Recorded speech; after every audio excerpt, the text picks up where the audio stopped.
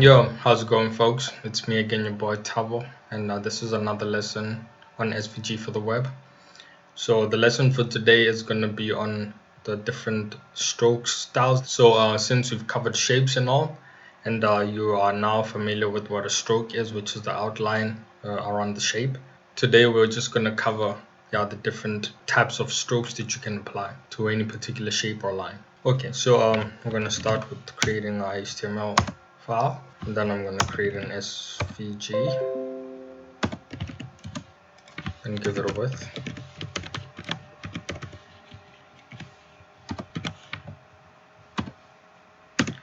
And height. Okay, so these I'm going to create a couple of lines, and then on these lines then I will apply the different types of strokes accordingly, and I will explain as I go. Okay, so I'll first create a line. Okay, so I'll say then x1 equals 10. Now these are the coordinates for the first point. Say y1 equals 10 units, and then I will say x2 equals 500. So y2 equals 10. Okay, and then I'll give it a stroke color of black,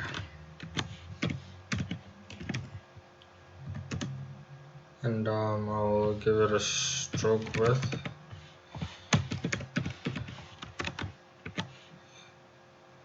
of, I'll say 30, and then fill none.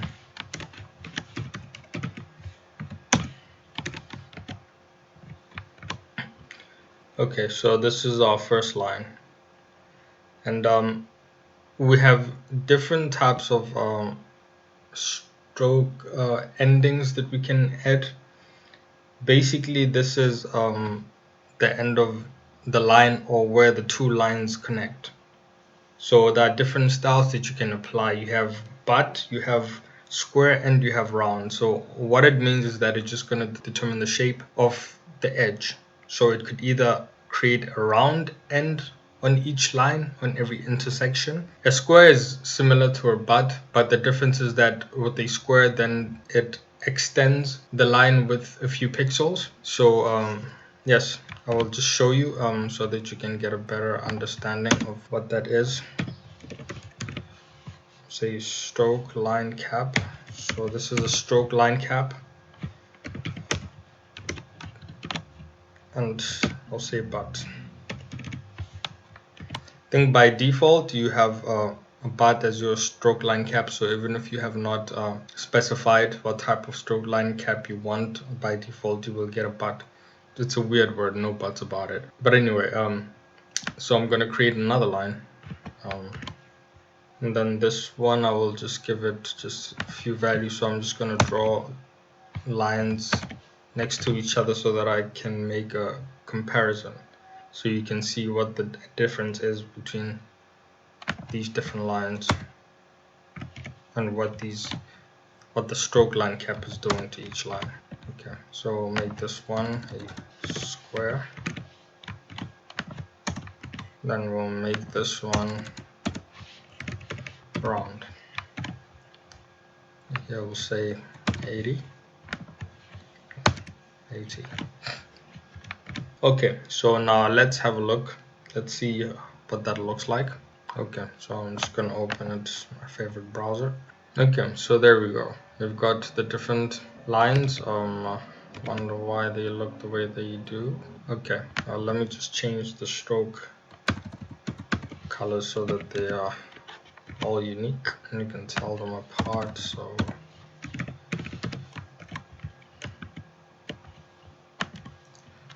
alright, one other thing that I'd like to do is to add a group tag, so I can easily add transformations to this.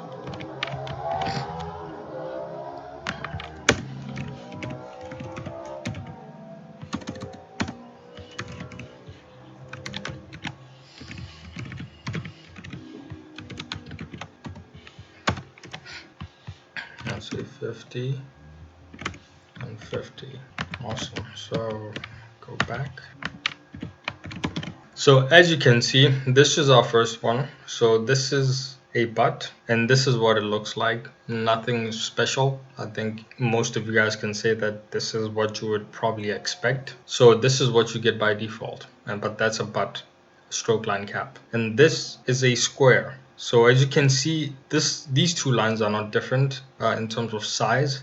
So what happens is that when you create a stroke line cap of square, then it just adds a bit of some few pixels to the ends.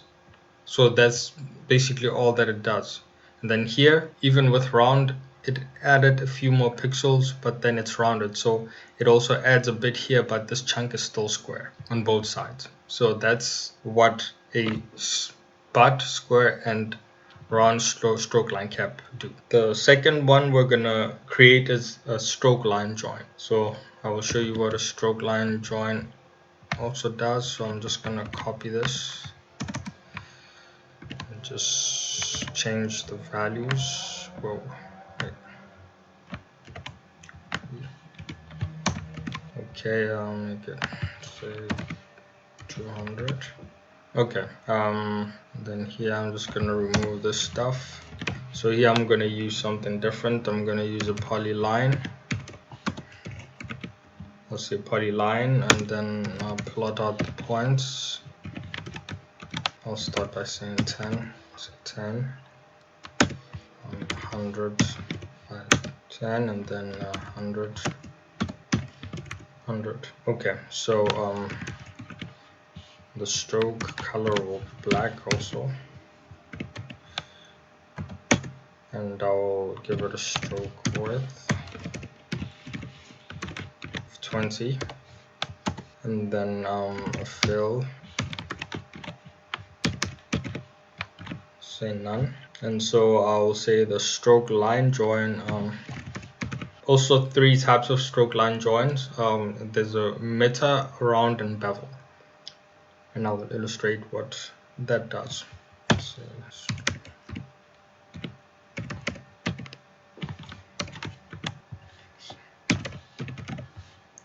So the first one will be meta.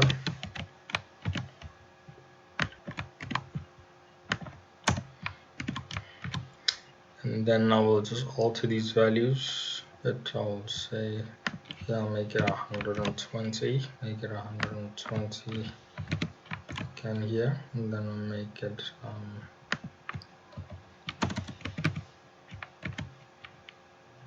210.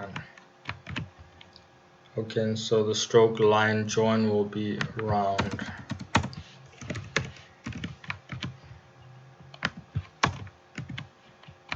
And so the next one, I'll just also alter the values. Make this 250, and then 100 by 250 again. And then we'll make this last one 350. And here will be bevel. Okay, so now let's have a look at what that does. Okay, so these are the different lines. Okay, once again, let's change the color.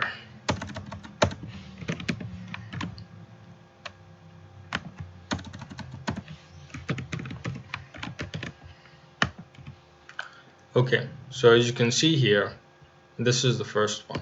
Okay, this is the meta. It's just a, I think, normal square shape, you know, that you would get on a corner. So there's nothing special about that. And then as you can see here, the round is, it is rounded here. It's not so extreme, but it is, you can see this rounded corner here, and this is a very sharp corner. And then this is a bevel. So the bevel, it's like a little cut, you know, it's like been sliced a little bit. So this is what a bevel is, this is what a rounded corner is, and this is a meta, but this is referred to as a stroke line join. So if you want to make changes, if you have a square and you would like rounded intersections, then this is what you would use. If you wanted bevel, then you would apply that. So that's what that does. And now we're gonna go back and we're gonna cover a few other ones. So the next one that I'm gonna create is a stroke dash array. Okay, so I'm gonna create two shapes. Again, a line, and then I will illustrate what a stroke dash array does. So I will create a group, and then I will create a line, and then I'll say x1 is equals to 10, and then I'll say y1 is equal to 10 again, and then I'll say x2 is equal to 200. I'll say y2 is equal to 10, and then we'll give it a stroke color of violet, and then I'll give it a stroke width 0. No, I'll make it 50. And so then we're going to create the stroke dash array.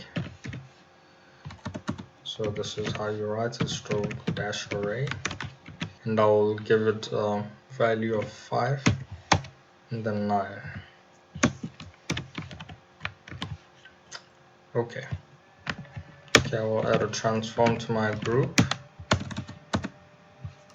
transform, and then I'll say translate, and then I'll just move it, say 5600. Okay, so let's have a look at what we get. So here we go. This is my stroke line, my stroke dash array. Now what that does is it basically from these values that I've specified here, 5 and 9, this is how this is calculated. This line over here, this little stroke, this is 5 pixels wide.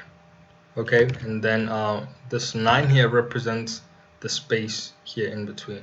So this is what it does. It just says 5 pixels, 9 pixels, 5 pixels, 9 pixels, 5 pixels, 9 pixels.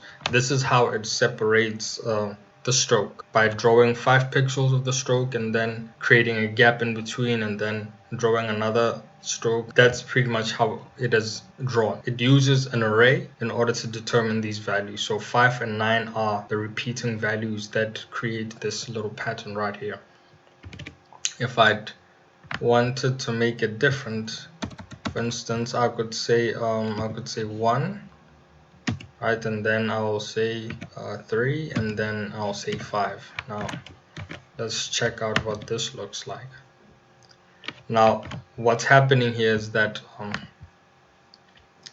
this is 1, and this is 3, this is 5, and then it comes back and then it creates 1. So because it has already drawn, so what it does basically, it just follows the sequence.